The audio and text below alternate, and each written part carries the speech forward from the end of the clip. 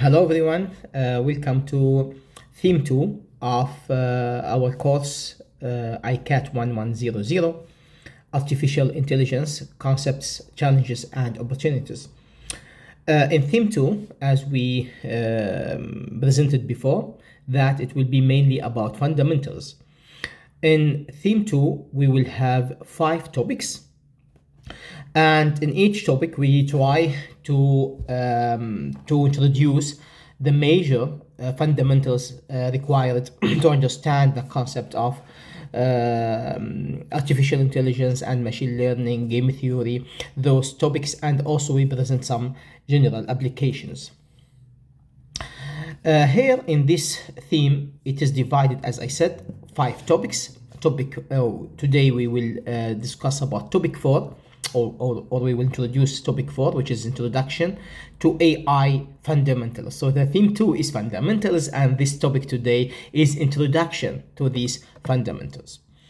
I would like to mention here that in each topic should be at least 2 hours like lecture. However, that I will divide them over some clips. So it will be divided into clips. So today, this one will be clip 1 of topic 4. So it will be like save it as like topic 4, clip 1, and topic 4, clip 2. So we have shorter lectures or shorter presentations. It will be easier that you don't need to watch the whole 2 hours together. Of course, it is not necessary to be exactly 2 hours, it can be plus minus. Okay, I am Mohammed Al-Musrati, Professor of Telecommunication and Intelligent Systems at the School of Technology and Innovations at University of Vaasa in Finland. Okay, let us start. As I said, that in this theme 2, we will have topic 4, Introduction to AI Fundamentals, then topic 5, Knowledge, Reasoning, Inference, and Uncertainties. Topic 6 will be Digitalization and Machine Learning. Topic 7 will be more detailed introduction about machine learning techniques. And topic 8 will be Game Theory and Conflict of Interest Management. So these will be the topics or the fundamentals of the AI course. So we will see in each of them that how we can build some like rich and in the same time basic platform or background about AI and machine learning and these interesting topics. This would be useful not only for those who like in telecommunication or computer science, but it will be good also for all students studying in other areas like in business, in economy, even in sociology. All these topics will be, because as you know that nowadays this AI and machine learning, that they are penetrating almost every aspect of in our life. Okay, the textbook of topic 4 will be, we will use this textbook, but this will be mainly for topic 4. However, that the other topics we will use different references. The outlines of topic 4 will be intelligent agent concept. So we will introduce what is the intelligent agent concept, and then we have a few real examples about intelligent agent applications. Then we will introduce problem formulation and solving. Then we will give very fast introduction about searching techniques. Of course, searching techniques is a tool used by some AI engines, but the searching techniques itself, it is just like some kind of optimization. It is not by itself as considered as AI, but it is a tool, just a tool that it can be applied in different other applications as well. So it is a topic more related to computer science. So here we just give very fast introduction about searching techniques, but maybe we'll not see them in the next topics. Okay, this. So artificial intelligence as a technical definition. What is artificial intelligence? The topic can be actually quite debatable about what is artificial intelligence. Is it possible for machine to have some kind of intelligence? We will not go through the philosophical definition for that or the debate about this, but AI could be defined as an artificial system that can process input data in intelligent way and react or respond in a rational way. So it could be or may be similar to human rationality. So this is the problems that is more related to AI, to the artificial intelligence. So as we know that for the computers, even calculators, they can do a lot of things that human is difficult to do for them in fast way or in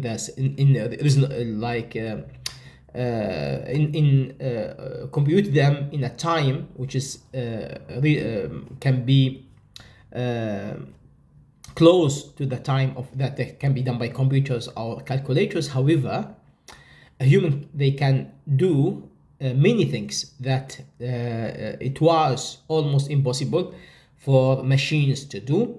Nowadays we start to apply some of the concepts of how people thinking, and we try to implement them as hardware or software in order to handle some problems. So this is the some applications of AI. We are going to talk about this in details during this course.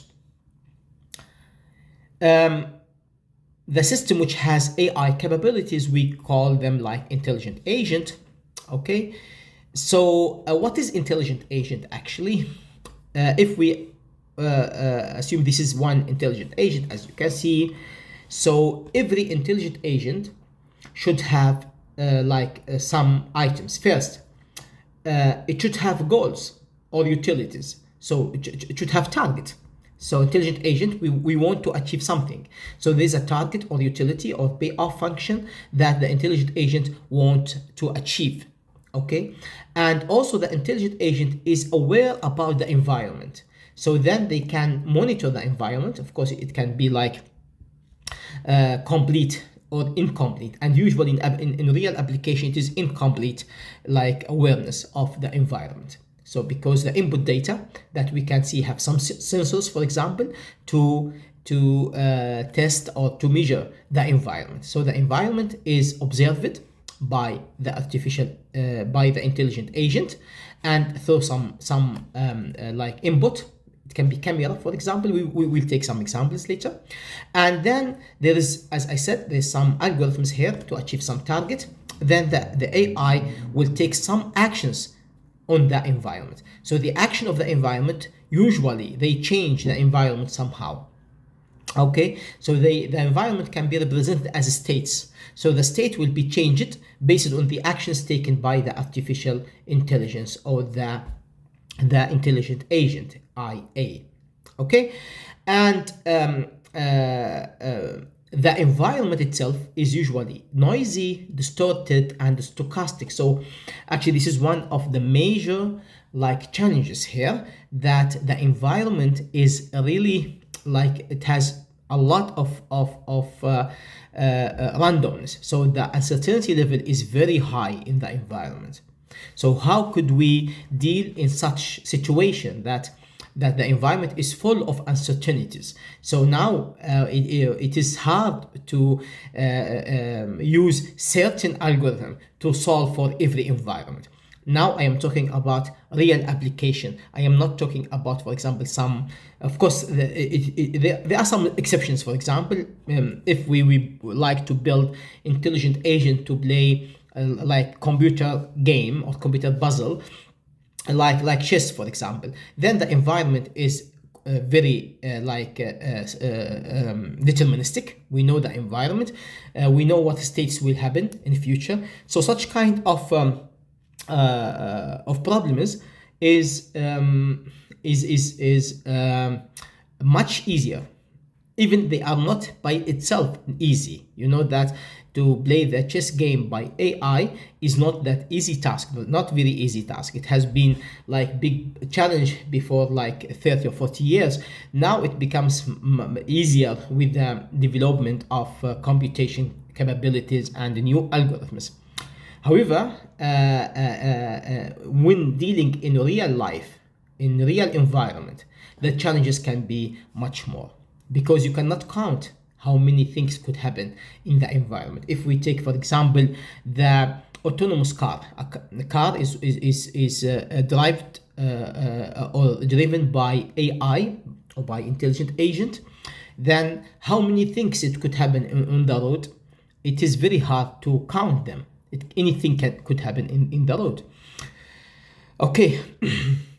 Even of course, every event it might have some probability. So there are some events that are very rare to happen, but this doesn't mean that it will not happen at all. Okay, and also in some problems that we have the intelligent agent, that they will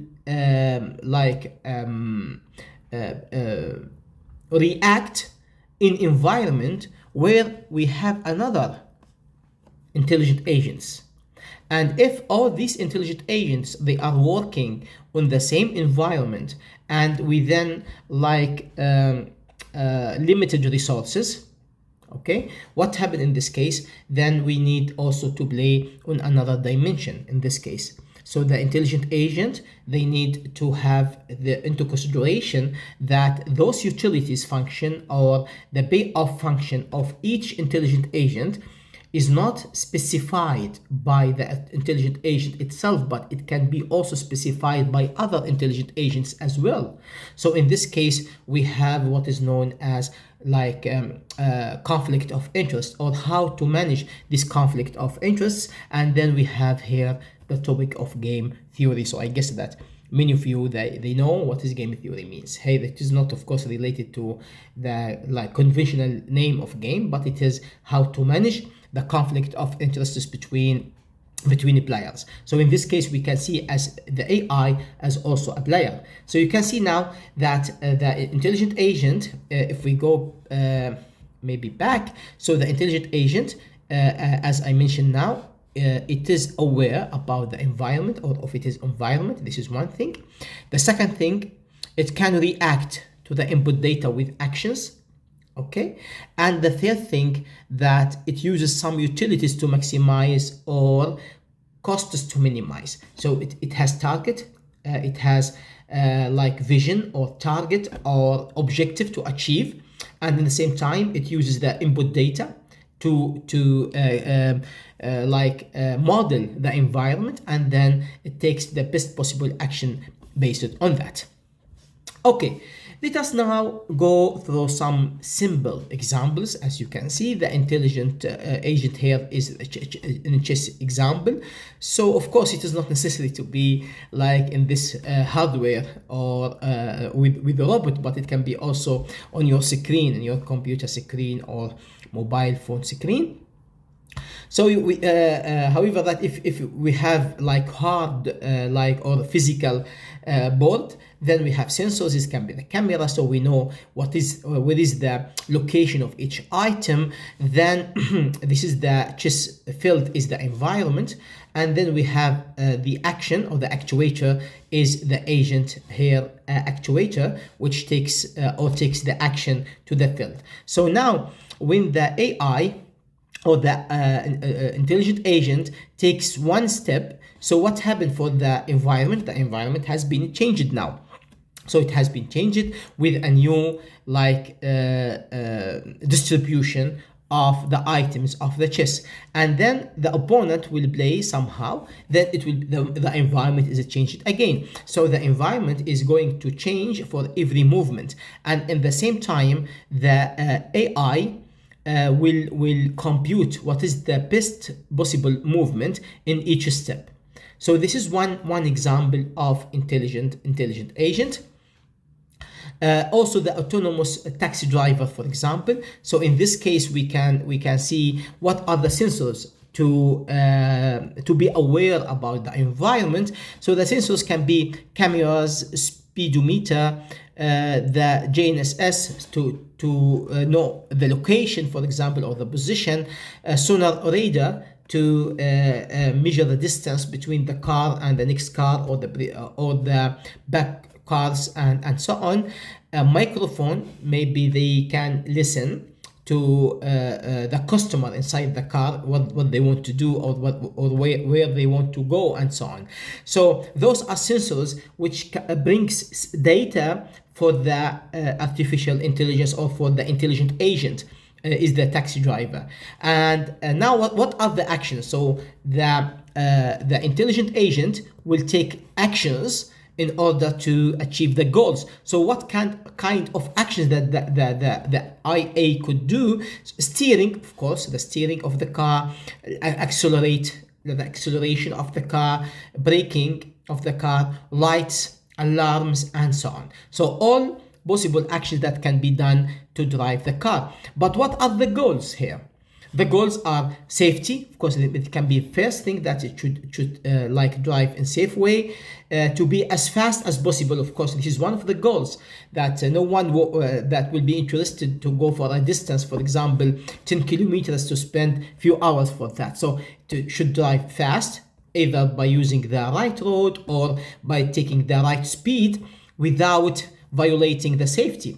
So, and to be legal, to follow the rules of the traffic, comfortable trip. So it should be comfortable, so the car is not driving fast, then slow, then fast, then slow. This, of course, can make that bad impression about the driver. And profit, so we need also to drive to make money based on this project, reduce pollution, and so on. So these goals could be implemented in this autonomous taxi driver. Okay, what is the environment here? What is the environment of that taxi driver is? The environment can be, or it could include roads, pedestrians, okay, customers inside the taxi, traffic, trams, faults. So the car might have faults, for example. So the fault here now is something, it is related to the environment, okay? And actually we have a limited or maybe countless number of uncertainties that could happen on the road. Maybe the driver is, or the IA is driving the car, and in the front of the car the camera find that there's, for example, football in coming to the road. This is rarely happen, but it can happen. So how to react for that? So many things could happen in the autonomous taxi driver. Okay, now when we have a problem, or when we have such kind of environment and goals, and also sensors, now we like to achieve the target, or we like to achieve the objectives that we want this IA to be efficient way to solve the problem. How to solve the problem? The first step to solve problem is the formulation of the problem. So the problem needs to be formulated first before we try to solve it, or to think how to solve the problem. Then we need to formulate the problem, or in other words, we need to model the environment and model the problem itself. So solving the problem means achieving the goals. So the problem formulation means that put the problem in mathematical or algorithmic form. So we need to formulate the problem. Then once the problem is formulated, then we try to find what is the best possible solution, or at least acceptable solution. Why I said acceptable solution? By the way, there's big difference between acceptable solution or satisfied solution and optimal solution. Optimal solution means this is the best solution that you can achieve. Accepted solution is a solution that it can achieve the requirement, but it is not necessary to be the optimum. For example, if you want to achieve some driving of this taxi or autonomous car from point A to point B with minimum distance.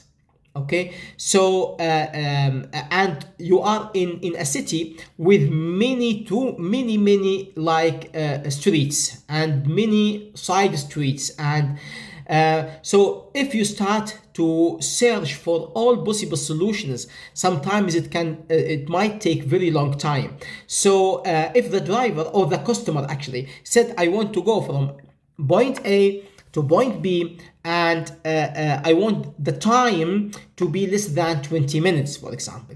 Then once we find a solution, for example, achieving 18 minutes, okay, this is less than 20 minutes, then we have to go for it instead of computing all possible roads that we can take, which might take time. Actually, of course, this example is just simple example. It might not take that long time, but we have some problems that finding the optimal solution, it might take years of very fast computer. Even of a super computer, it might take hundreds of years, some problems. Even you feel that this problem is easy to solve, but sometimes it is not. Sometimes finding the optimal solution can be very intensive, or the execution takes very long time. So this kind of problems they called NP complex, non-polynomial complex problems. And actually most of the problems in real life, which is like could be represented with integer numbers, most of them they are NP complex problems. Of course, we have some algorithms that we use to reduce the complexity, and in this case we have suboptimal solution, not the optimal solution, but we can convert the problem into some kind of linear programming problem. But it can be also polynomial complex problems, but it will be like suboptimal. But most of the problems, as we will see also what we mean by that later. Okay, so in problem solving, as I said that we have to formulate the problem, and the problem should be well defined, the goals will be well defined, objectives, risks and costs, everything. And then we need to handle or to solve this problem in a proper way. Okay, so usually actually we use searching techniques to find the optimal path of this kind of problems, or at least to find satisfied solution. And usually we can call this problem as formulate first, search second, and execute 3. So this is the 3 levels that we need to do. Let us take example. So if we assume that or suppose that our goal is to be in Helsinki airport tomorrow at around 7 a.m. Maybe our flight is at 9 a.m. or at 10 a.m. And your current location is in the city of Vaasa. This is the same city where we have our university here. And we don't have car. So the time now is 8 p.m. and we live in some area here is called Balusari. So your objective is to achieve your goal at the minimum traveling cost. So you are looking to minimize the traveling cost. Otherwise, if the cost is not important for you, then you can, if there is a scheduled flight, so you can take a flight from Vaasa to Helsinki. But now you are looking for the minimum traveling cost. Okay. First, the AI agent needs to formulate the problem. This is the first step. Second, to search for the optimum path. And third, to recommend the path for you that to take. Okay, so now we are just assumed here that we have we start the journey actually from Balusar in Tia from at 18:15. Then you can actually walk up to the Vaasa station, and usually it takes half an hour. So the cost here is €0 if you are just walking to the station. But of course it is €0, but you will lose like about 40 minutes. Okay, and you can take taxi, of course, to the Vaasa station. And here taxi, it takes 12, it costs you about 12 euro, but in the same time you can be faster there. So you can see here, so I made it like in very rough way, this map, or this tree. So we have here from Vaza station, we can go, we can wait for the next train that starts at 5:20, and then we can go bypass to another city. It's called Seinäjoki, where we have more options about the trains, or we can go by bus up to, from Vaza station up to Tampere city, and so on. So we have many possible ways, and then we can start like looking for what is the best path that we should take to reach to the or to achieve the objective, or the target. Of course, in this case, even it is simple case, but we didn't take into account the uncertainties. For example, if you have pre-information that the train road from Seinäjoki to Tampere, for example, they are under maintenance. So from time to time, when they are under maintenance, then the train could stop in the middle, for example, and you can wait. It happened once with me that we wait about half an hour, for example. Sometimes it can be 45 minutes waiting. So this is also losing time. What is the probability that this will happen? It might happen. So we need, in this case, if we have previous data, we can use like Bayesian algorithm in order to calculate the probability that this would happen during your travel. So the algorithm, it can be as easy as now as it is as this way. So you can find the best road with the minimum cost, or it can be more complicated if you want to take like the risk into account. So we compute also the probabilities of something, or some not very traditional thing that could happen as well. So this is a simple example about this road. Now we can take another example about the intelligent vacuum cleaner. So nowadays we have a lot of these intelligent vacuum cleaner. It is of course, if this vacuum cleaner is just doesn't have any kind of sensors, just moving around and suck the dirt, so it is not intelligent at all. So it is just going randomly. It can like crash in the walls and everything. So of course no one is interested in such kind of cleaner. But if we have some intelligent cleaner, it means that it will be equipped with some sensors, like for example one sensor for a camera, for example. It might have camera to check the environment, or it might have also like infrared camera as well to see if there is some or it might be better to see the dirt, where it can go there and clean them. It has of course like motor under controls, stepper motor, that it can control to move it in any direction that the intelligent agent want to change it. Also it might have like a crash or crash sensor. So if it crashed in the wall, they knew it, so it can take step, and it can also update its database in order to avoid this in the future as well. So it can learn about the environment with time. So this kind is called reinforcement learning. We will talk about reinforcement learning later in this part, and not in this topic of course, but I think it will be in topic 6. Yes, we will talk about reinforcement learning.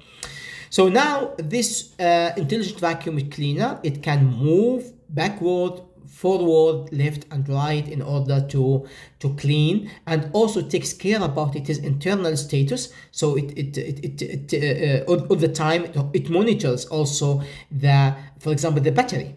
Is the battery is when they feel that the battery is percentage is go down, then it will go by itself to its parking place to charge itself.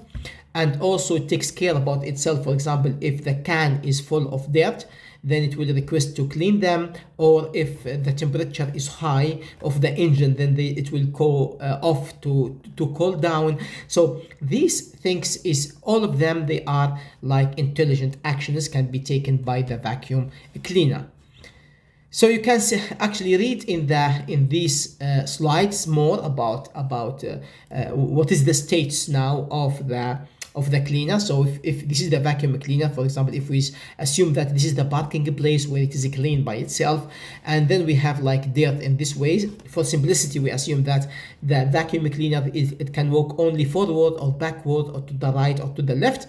So in this case they will start, for example, this is stage 1, starting, this is stage 1. From stage 1 it can go forward and clean this block. Then we have, this is a state 2, and from state 2 it can or from state 1 actually it can go also to the right first, and then we have state 3, and to the left it will have state 4, and so on. And once from state 2 we can go to this state, for example state 6, for example, that from this it go back and then goes to the right, and so on. Actually, even with this very simple situation, we might have more than 150 states that for this problem.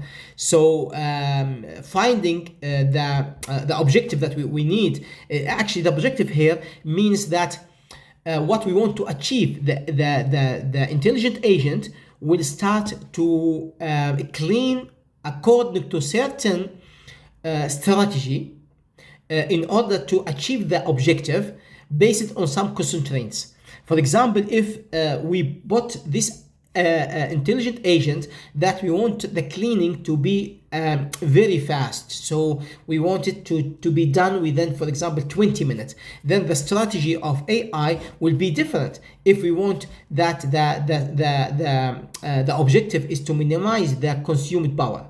So things are, the strategy of working depends on the environment and also depends on the objectives. Okay, let us stop here. This is the first part, the clip 1. Now clip 2, that we will talk about problem formulation and problem solving. Then see you in the next clip. Thanks a lot.